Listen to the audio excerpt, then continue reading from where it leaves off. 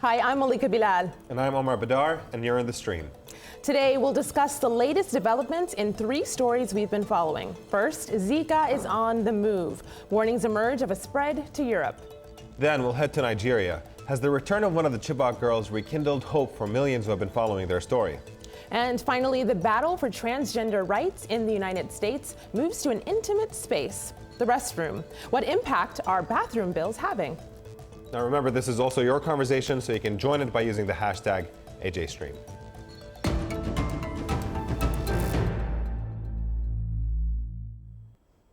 The mosquito-borne Zika virus, first seen in Brazil last year, has begun to spread across the Atlantic to Europe. The World Health Organization issued a warning earlier in the month after conducting an assessment across the continent. Overall risk is said to be small to moderate, mostly focused near the Portuguese island of Madeira, as well as Georgia and Russia on the Black Sea's northeast coast. As summer approaches, how should people prepare? Well, to discuss this from Copenhagen, Denmark, Dr. Colleen Acosta is an epidemiologist at the World Health Organization's European office. She's also one of the main authors of the Zika risk assessment. Thanks for being here, Doctor. What does that risk level mean? What did you find? So basically, in our assessment, we found that overall in the European region, that's 53 member states, that the risk for an outbreak of Zika virus, as you mentioned, is small to moderate. And this is mainly because of the location of the mosquitoes, so the type of mosquitoes that we have in the region. So there's 3 localized geographical areas. So that's, as you mentioned, that's Madeira Island and the Black Sea coastal areas of the Russian Federation and Georgia. Now, these areas have the mosquito that's called Aedes aegypti, and this is the primary vector responsible for the current outbreak in the Americas. In addition to this, those countries at moderate risk, what we say is there's 18 countries that have a different type of mosquito. So they have Aedes albopictus, which is considered a secondary mosquito. So they're not as good as at transmitting the Zika virus. So this is what we mean when we say moderate to low likelihood for local Zika virus transmission in these countries. Not as good as transmitting the virus. I want to show our audience what that looks like. This is a tweet from ECDC Outbreaks showing one of the strains that you mentioned, the vectors of Zika virus that's present in Europe, albopictus, I hope I pronounced that correctly, and the places that it's present. So then what does that mean? Is that one that you're not as concerned about? No, we definitely are concerned about those areas that have the mosquito. But I want to emphasize at the moment there is no Zika virus currently being transmitted in the European region. There's a few countries that have reported sexual transmission, but in terms of vector-borne or mosquito-borne transmission, there's no outbreak of Zika virus circulating in the European region. So at the moment, our guidelines are mainly for travelers traveling to the affected countries and also returning from affected countries. Okay. So Malika, one of the things that is really coming in online is all the people who want to have a decisive solution to all of this. So you have people like Mr. Sanel over here who tweets in saying, for one, the World Health Organization needs to start preparing vaccines of some type of contingency plan to stop the spread of the Zika virus. And we have Carol over here who says, put the Pasteur Institute, that's a French nonprofit that's focused on this kind of thing, on highest priority to develop a vaccine. So Dr. Colleen, what is your sense of the challenges that developing a vaccine would actually face, and how long would developing a vaccine take for something like this? Yeah, so no, this is a very important question. So development of a vaccine is a high priority for WHO, and this would be greatly beneficial for pregnant women traveling to affected countries and in affected countries. So there's many challenges with developing a vaccine for this type of virus. It's a flavivirus, so this is the same type of virus in the same family as dengue and also yellow fever. We do have a yellow fever vaccine, but we don't have a dengue vaccine at the moment, and currently we don't have a Zika virus vaccine at the moment. But it is in development. A lot of research institutes are working on this, and we're working together with these research institutes as well. To keep updated with in terms of their progress. But because of the challenges involved in developing a vaccine, this is a very long process, and we don't know how long yet, but it's estimated about a year or even more until the Wow. vaccine is Wow. available. I want to give our viewers just a little sense of where this started if they're not following this story as closely. Take a look at my laptop. We first saw this in 1947 in Uganda. It definitely expanded, and it wasn't until 2015 when we most recently heard about it happening in Brazil, and now it's spread, of course, as we've mentioned. Doctor, you mentioned that there are guidelines. So what are those guidelines that you're telling public health officials and also people just going on holiday? What precautions should they be taking? Okay, so one of our biggest priorities is to work with countries so that they can develop their national guidelines. We have our WHO guidelines, and this is in several main areas. So the first is vector control, so mosquito control, and this is to prevent the introduction of the mosquito and also the what we call the vector density, so the population of mosquitoes. And this is mainly if you have a group of returning travelers that are infected with Zika virus. If you have areas with a lot of mosquitoes circulating, obviously it would be easier to transmit the virus in these areas. So we really want countries to strengthen their vector control measures, particularly in those areas that have a high likelihood of transmission. Doctor, I'm going to pause you there on what public health officials should be doing because we've run out of time. But I love the advice, and we are going to keep our eye on this story. Dr. Colleen Acosta, the epidemiologist at the WHO, thanks for being here.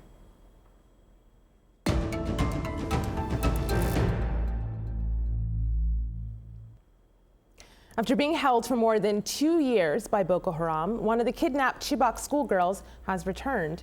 19-year-old Amina Ali Darsha and Keki was found with her infant child in the Sambisa forest near the Nigerian border with Cameroon. She was reportedly recognized by a member of a civilian task force. After being reunited with her mother, Amina later met Nigerian President Muhammadu Buhari. Now, Amina Ali's return has sparked huge discussions online, with many commenting on President Buhari's meeting with her. We have tweets like here from Lola, who says, the President Buhari carrying her baby is so important because embracing kids born into these situations will be very complex for the communities affected. But we have someone a little bit more skeptical of what the move meant. Alisa Meka over here says, now that they are telling us that the Chibok girl has been found, Buhari is desperately looking for a win. To discuss her return from Abuja, Nigeria, we're joined by Buki Shonabare. She's a member of the strategic team of the Bring Back Our Girls campaign. And Omolola Adile Osho. She's the executive director at the nonprofit Act for Accountability. Let's start with our community, Omar. That's right. We actually got a video comment from a spokesperson for the Chibok families. Take a listen to what he has to say. The immediate needs that Amina has for now is for her to be properly rehabilitated, because she needs to be loved. She needs to see a clear difference between where she's coming from after spending 2 years in the den of the savages, the Boko Haram terrorists. So, Buki, he talked about needs. What are the most immediate needs, and how are they going to be addressed? First, I would say that one primary need is that of protection and security of Amina and Amina's family, particularly because they escaped. We do not expect that Boko Haram is happy about this. The Chibok girls constitute a very huge hostage value to Boko Haram. So Amina, as well as her family, needs to be protected. And with the popularity that she has gained, with the way her pictures and her videos has gone around, I think that it is important that she's protected. Another is that of psychosocial support. There was a life that she was living before she was plucked out of this system. And then the fact that she has stayed for more than 2 years in the camp of the terrorists means that our value system has changed, our way of life has changed, and we need to appreciate that and give her psychosocial support. But not just Amina, as well as Amina's family, Amina's mother, Amina's brother. And thirdly, I would look at it also from the context of she needs time with her family. You know, everybody is trying to ramble on her, get a lot of information, hear from her. She doesn't need that right now, as much silence as she can get, so that she can reconnect with her inner self. She can spend time with her family, spend time with her loved ones, her friends. And most importantly, also, I think we need to protect Amina from any possible stigmatization from the family members who do not necessarily accept her back, from community members who may see her now as carrying the blood of Boko Haram. And, so it's to wrap this up is just to put our needs, 3 different contexts: the immediate needs, that's something that can be done within 1 month, the short-term needs, and then the medium-term needs, and then we can be looking at the long-term. And you say that, I just want to explain for our audience, you say Yeah. that she has to be protected from stigma carrying the blood of Boko Haram, and that's because, of course, she has the baby with her, Omar. Yes. So we have people who are echoing the sentiment online as well. We have Aliyu over here who says she needs love, caring, and support to make her overcome the past. Above all, she needs education and reorientation. And then we have Anomi over here who says she needs medical checks and a psychiatric evaluation and counseling, not all the media attention being thrust and her being thrust into the spotlight. Lola, I want to toss this to you. Do you think the media attention she's getting right now is helping her overcome stigmatization, or is it actually doing more damage than good? I think it's twofold. Here is, she's the first person in 2 years that we can say is a direct link to one of the greatest atrocities that Nigeria has had to witness since its history. So I think that the attention that she's gathering is because of that. Now, I agree with all the sentiment. I'm not sure where she is right now, because there's talks that she and her mother are in seclusion. So understanding how much access to media or the newspaper or information she's being given or they are being given, I'm not sure about. But I think that moving forward, having Amina's experience is an opportunity to learn what not to do and what has worked. What does it mean to have a real debrief with her while balancing her psycho, emotional, and spiritual needs? How do we make sure that people can celebrate the fact that we now have somebody who can tell us and confirm that 218 of these other girls are still alive, and still balance it with, she herself is a victim and she has to have time to make sure that she can adjust to reintegration. Lola, you said one of the things that's going to come out of this is what not to do. I want to show you a tweet. This is from the Times of Lagos. Wife of Nigeria's president receives Amina Ali, the rescued Chibok girl, in Abuja. We've taken the liberty here at Al Jazeera to blur her face on this tweet, and you see the baby there with the First Lady. Buki, do you think that the implications of what are going to happen now are those things that have been learned, as Lola mentioned, should be? What do you see happening from here based on rescuing the other girls? Yes, Lola is absolutely right in capturing the fact that this is new to us. This is the first time we're experiencing something like this. So what is then important for all responders and actors, which does not include only the government, civil society, family, faith-based organization, and everyone that is passionate about this, we need, even we that are activists on this, we need to now ask ourselves, in Amina's case, what have we learned? Do differently if another Chibok girl returns today? So we need to carefully, and including the family, government as well. So we need to look at that. But I do not think that anyone who may have been faulted in terms of how Amina is handled would have done it intentionally to cause her harm. It's new to us, like I said, and I'm hoping that we would learn from this and do better when another girl or another return is back. Lola, what does this mean for the Bring Back Our Girls campaign? I have the page up here, the Twitter campaign that we've covered several times here on the stream on my laptop here. You see the page here and the campaigning that's gone on. Where does this movement go from here? Has it been revived with this revelation? I wouldn't say it's been revived. I would say that we've been re-energized. With many of us, Buki is one, in Abuja, they've been sitting there every single day since the abductions happened. Those of us internationally, those of us in the DC area, when sometimes advocacy takes a long time, activism takes a long time, you may not see immediate wins, but this reinvigorates us to say, you know what, our work is not done. Hope Still Endures, which is the hashtag that has been trending with Bring Back Our Girls. And we see that our dedication and our activism, whether it is regarding a rescue, whether it's regarding security issues that are still plaguing Nigeria and the northern region, or the humanitarian crisis of IDPs, and making sure that there's rebuilding and reintegration of communities that have been displaced. We are fired up, we're not stopping, right. and we are just ready to go. And she shared a new hashtag, Hope Endures. That's the one we'll be keeping an eye on here. Our thanks to Lola and to Buki. Thanks for being here on the show.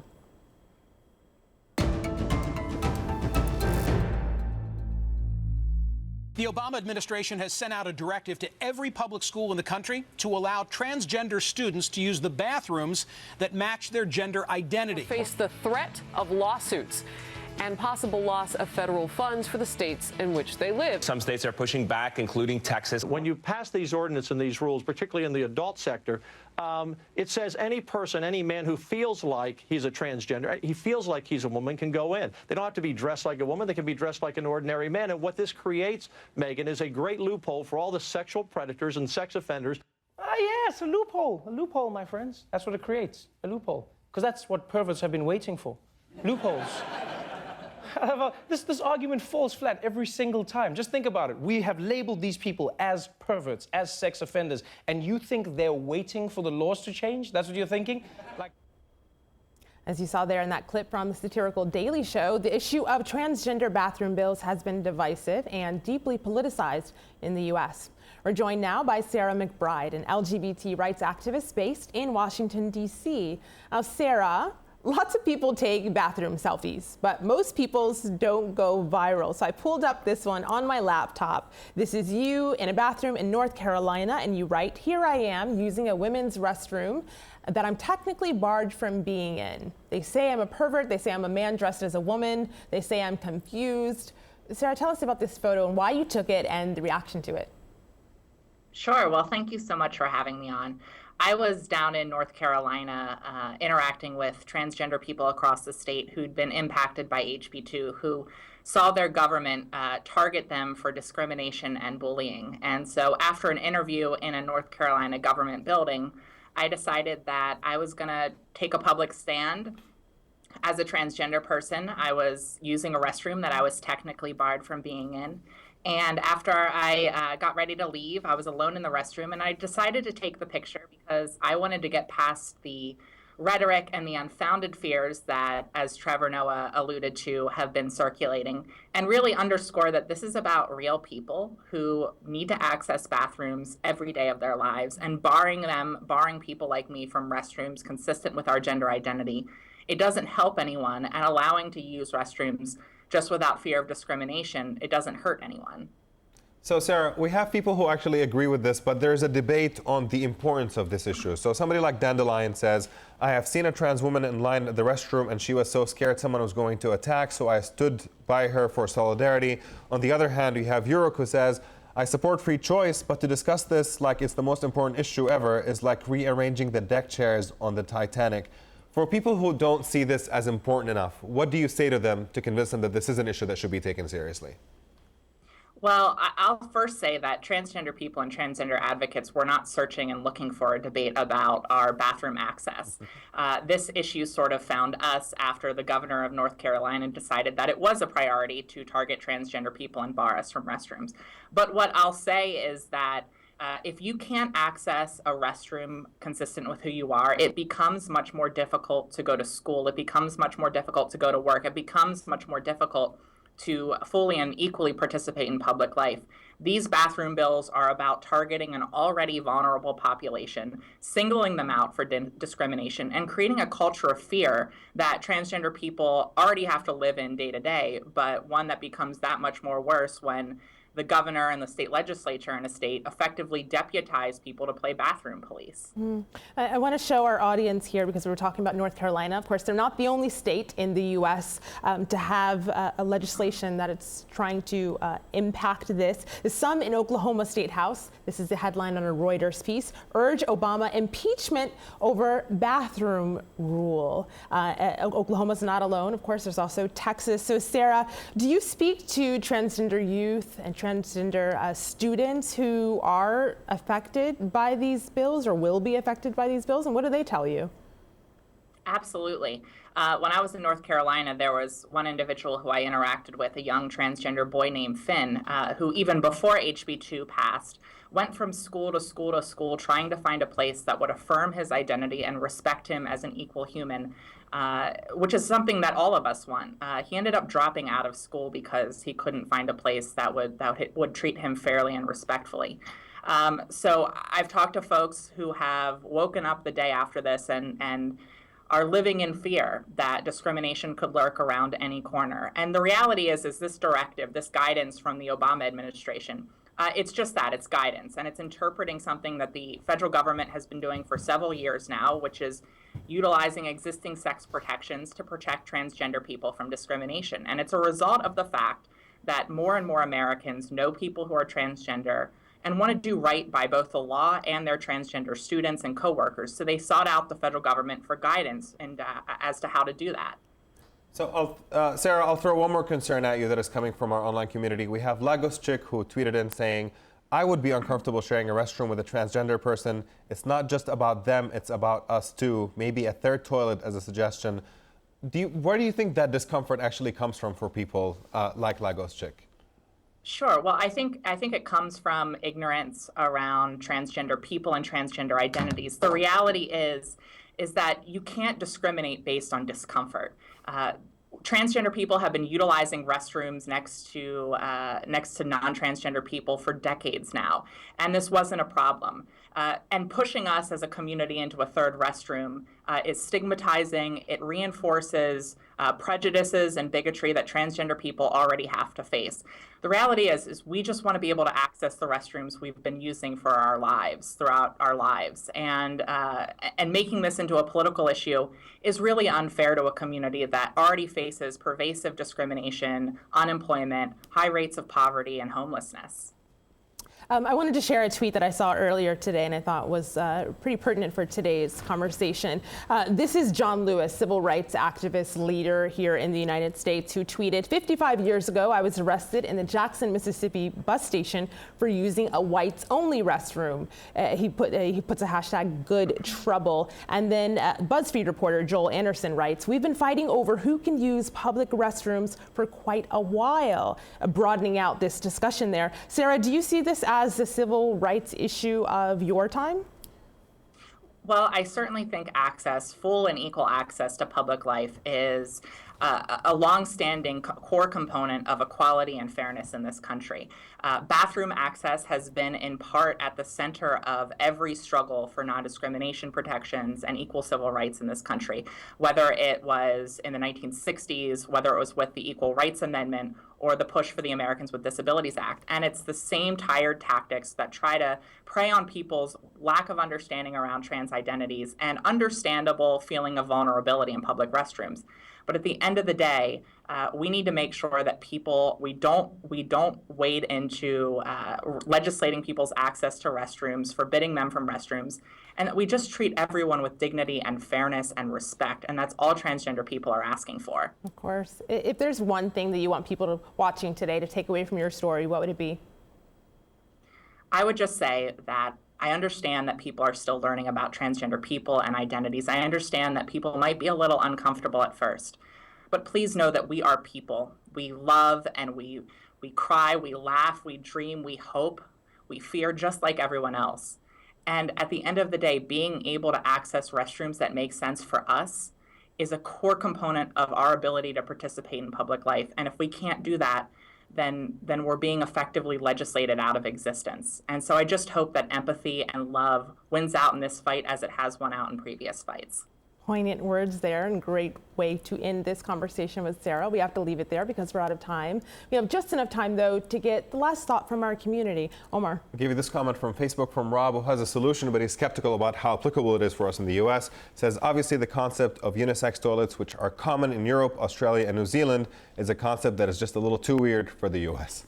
It reminds me of the panel behind you, inclusive restroom, which people around the world are saying they have them there. Why can't we have them in the U.S.? I want to thank all of our guests for joining us today for these conversations, and we will see you online.